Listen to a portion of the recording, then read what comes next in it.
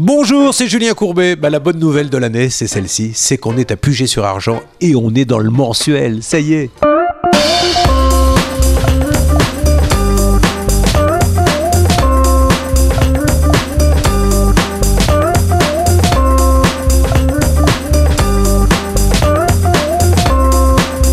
Moi, ça fait 20 ans que je m'assère ça, vraiment en moi, parce que j'avais commencé à écrire des sketchs, j'avais commencé à écrire un one-man show, et puis tout d'un coup, le hasard a voulu que Jacques Martin m'appelle, j'étais à Bordeaux, il était dans sa voiture, il allume la radio, il tombe sur une radio libre, ou il tombe sur un jeune animateur en train de faire des sketchs, il m'appelle, il me dit « Je vous veux avec moi à Paris pour écrire des sketchs ». Je monte à Paris, pendant 1 an, j'écris des sketchs pour lui, et tout d'un coup, Gérard Louvain m'appelle, et me dit, je fais un casting pour une émission. Je cherche des jeunes animateurs et je lui dis, mais je ne suis pas animateur, monsieur, ça ne m'intéresse pas. Venez, qu'est-ce que ça vous coûte? J'y vais, je fais le casting, je le gagne. Et là, il me met un contrat sous le nez. Et je ne vous cache pas qu'à l'époque, chez Jacques Martin, on était payé, c'était pas au lance-pierre, hein, c'était... C'est-à-dire qu'il fallait attendre 1 an pour être payé en droit d'auteur et je gagnais pas ma vie, hein. J'étais obligé d'aller faire barman etc. pour gagner ma vie. Et là, on vous met un vrai contrat où vous dites, bon, mais du coup, je vais peut-être pouvoir m'acheter une couette pour mon lit, qui sait même une petite voiture. J'ai dit, ok, je le fais 1 an. Et puis la télé, c'est un bulldozer. Vous vous installez dans un monde, dans une cage dorée, il faut dire les choses comme elles sont. La belle loge, les émissions, l'argent. Une émission emmène une deuxième émission, qu'on emmène une troisième, qu'on emmène une boîte de prod. Après, par manque de courage, quand vous vous dites, bon, ça suffit, il faut y retourner, vous avez toujours des conseillers autour de vous qui vous disent, qu'est-ce que tu vas t'embêter à aller sur scène, tu te vois aller sur des petites scènes, etc. Alors que là, regarde, t'es une star, tiens, voilà une nouvelle émission. Vous le faites pas, et quand même, la nature est bien faite. Un jour, vous vous levez, l'idée vous est insupportable de ne pas l'avoir fait. Moi, c'est ce qui s'est passé. Un matin, je me suis dit, je m'en fous de ce qui se passera à la télé, à la radio, même si je perds tout, si j'arrête tout. C'est ça que je veux faire. Il est hors de question que je quitte la Terre sans l'avoir fait. Donc, je vais le faire à partir de maintenant, et c'est comme ça que je me suis lancé. Dans quelques instants, un grand con qui se prend pour Zorro va venir faire chier des voisins qui s'entendaient très bien avant qu'il arrive. Bonne soirée avec. Putain, vous étiez au courant?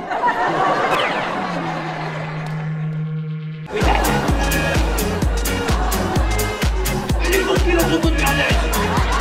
Non, les poules au conquilants se servent. Arrêtez tout à conquilants là. Il ne me reste plus maintenant qu'à vous dire bonsoir. Avoir un nom, ça ne sert à rien.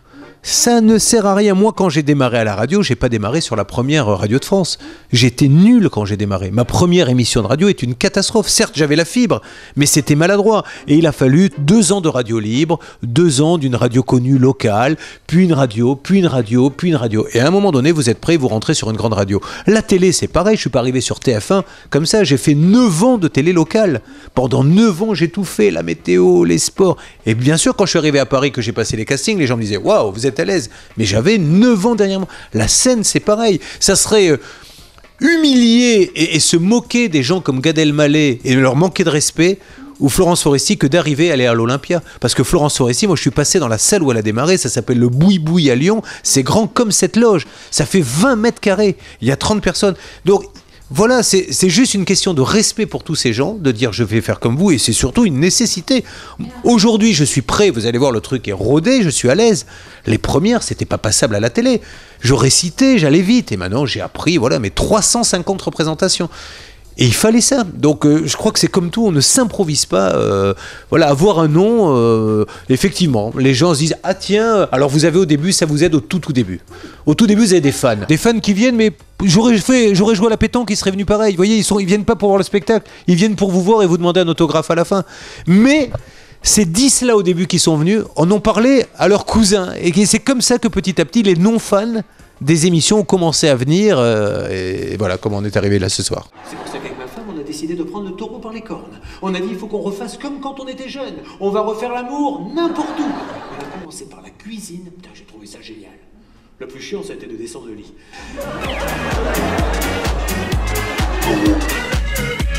Allez, go! Je vous veux dans mon équipe. Au départ, je voulais pas parler de télé. Et puis, je me suis aperçu très rapidement que les toutes premières, il y a 3 ans, que quand je démarrais, il y avait 10 minutes où je pouvais raconter n'importe quoi, il ne m'écoutait pas. Il me regardait. Oh, il est aussi grand qu'à la télé. Ah, mais il a la même voix, comme s'il y avait une voix pour la télé, une voix pour la scène, une tête pour la télé. Oh, ah ben oui. Et donc je me suis dit, si tu ne parles pas de télé tout de suite, tu n'arriveras pas à les capter. Il faut passer de l'animateur au comédien. Alors là, j'ai réussi à régler le problème en 40 secondes, mais il faut faire avec eux. Donc voilà, je démarre donc sur la télé, sur un sketch qui s'appelle « On ne vous dit pas la vérité à la télé ». Donc voilà ce que vous regardez et voilà ce qui se passe vraiment. Et après... Pim, je sors de là et on part dans différentes choses. J'adore le comique d'observation. Moi, la plus belle récompense, c'est quand j'entends les premiers rangs dire « Ah oui, c'est vrai, il a raison ». Donc voilà, je parle de la sexualité après 15 ans de mariage, des voyages low cost, j'invente un détecteur de mensonges. Enfin, je pars dans tous les sens. Mais j'oublie la télé assez vite. Mais au début, il faut 2 minutes pour que je fasse le lien entre l'animateur et le comédien. Mais le plus beau truc que j'ai eu, je crois de tout, ça me restera mon plus grand souvenir, c'est que j'ai joué dans un petit resto. Donc il n'y avait pas un pelé, mais bon, il fallait se battre pour que les gens m'écoutent. Et à la fin, il y en a un qui est venu me voir en me faisant « Waouh, qu'est-ce que vous lui ressemblez ?» J'ai dit « Pardon monsieur, je ressemble à qui ?» Julien Courbet. Mais c'est moi. Bon, arrêtez vos bêtises, jamais il viendrait jouer là. Mais voilà, et là je me suis dit « Bon, la route va être très très longue, mais il va falloir se battre. » Qu'est-ce qu'on met toujours au premier rang à la télé derrière l'animateur? Toujours les belles nanas. À la télé, on met toujours les super belles nanas au premier rang, alors qu'au théâtre, pas du tout. Bonsoir. À la fin d'un spectacle, j'ai 3 garçons d'une vingtaine d'années qui m'attendent. Et là, ils me font « On est venu s'excuser ». J'ai dit « Mais s'excuser de quoi ?» Eh bien, on va vous dire la vérité, on est venu pour se foutre de votre gueule. C'est son enterrement de vie de garçon à lui, et sa punition, c'était de venir voir votre spectacle. Je dis, bah dis donc les gars, il dit ouais, mais on a attendu pour s'excuser parce qu'on s'est marré du coup. Donc l'effet est raté, il devait passer une mauvaise soirée, il en a passé une très bonne, donc on reviendra vous voir, merci, vous êtes un super... J'ai trouvé ça génial, mais d'un autre côté, il faut l'avaler quand ils vous disent on est venu pour se foutre de votre gueule parce que c'est son enterrement de vie de garçon, c'est sa punition.